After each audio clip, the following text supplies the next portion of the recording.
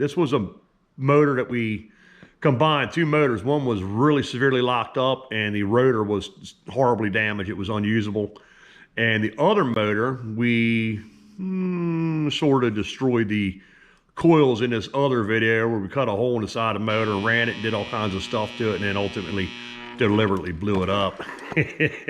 But the rotor was fine, and it was an identical motor to this one, so we were able to take the rotor out of that one.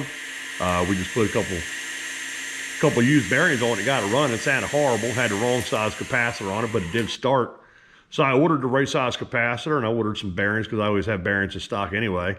And we're going to go ahead and put her back together and see how well she runs. I think this motor is going to run really good. She'll find out. And first thing we're going to do is polish it up, polish up the end bells and make it look pretty. Why not?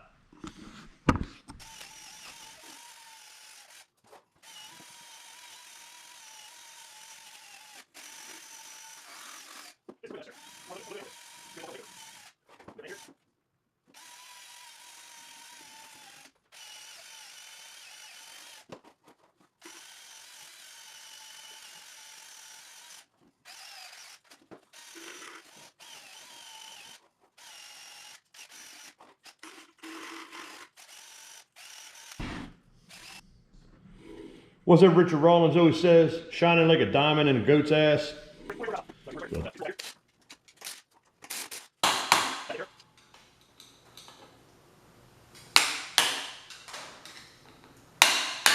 Alright, so let's go ahead and grab our thrust washer.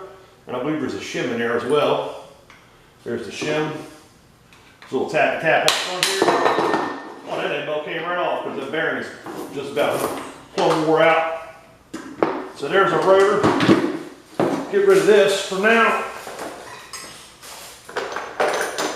We're going to use this.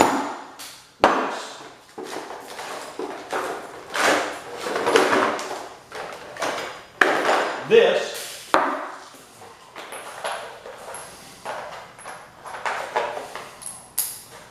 And this.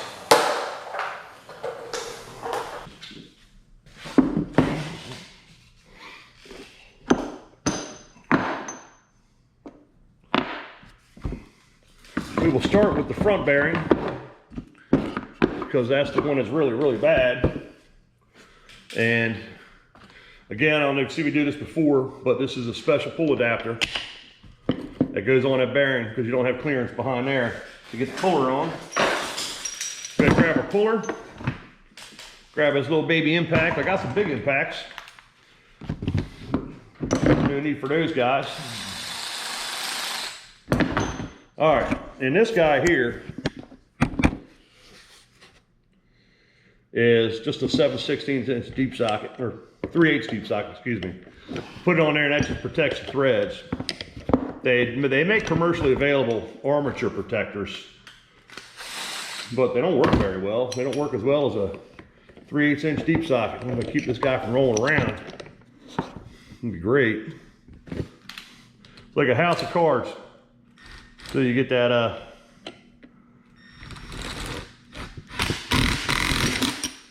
center started. There we go.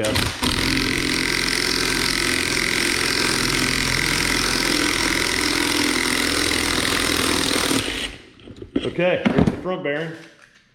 I'm just going to go ahead and drive the new bearing on real quick. I'll use two brands. I'll use Timken or Nachi.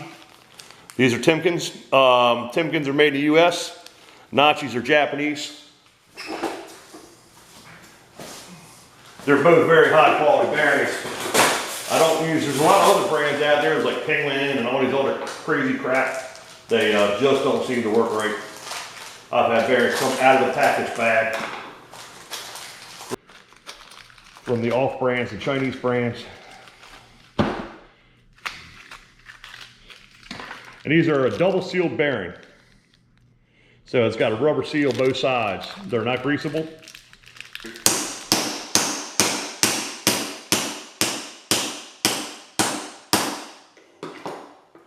Done. Like butter. That rear bearing's terrible too. It didn't seem that bad, but it's awful grindy. So let's see if we can get the rear bearing off. These don't have a lot of center. They don't have a center cut in. Sometimes the puller walks around, which is doing right now. It just takes an experienced hand.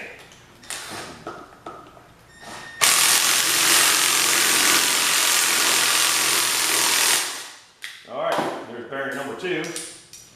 We'll go ahead and put on this rear bearing. This could be a little trickier because you can't really stand the rotor on the end of the threads and damage it. Even if you put it on something, you might have to put that shaft. It's got a 16-cent shaft. As you can see, it doesn't take much force to pop that bearing on. And she's almost home. You could hear it when it went up tight. So we go ahead and put this driver back. And we are done in this box. We'll get the motor barrel back up there. There we go. Make sure the switch is good. All that looks good. We'll go ahead and put the end bell back on, which we just polished up very good like. And I don't think there was any shims in this. I don't remember any. It looks good.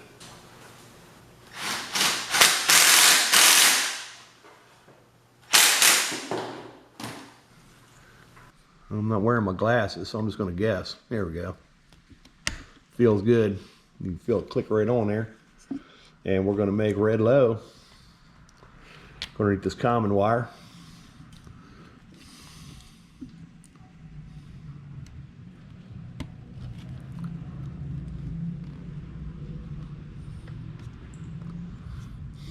And I've connected it to this Balboa digital control that we rebuilt the board on in a previous video.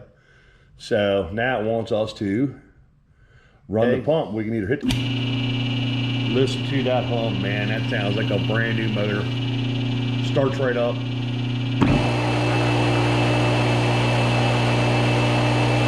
That's high speed.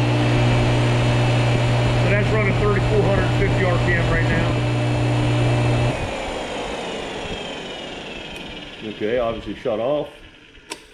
And we'll turn it back on. That's 1,725. She's running so good. That this motor will hang around here. I don't know what I'm going to do with it. I'll find some kind of weird project to do with it, or just, I don't know, torture it.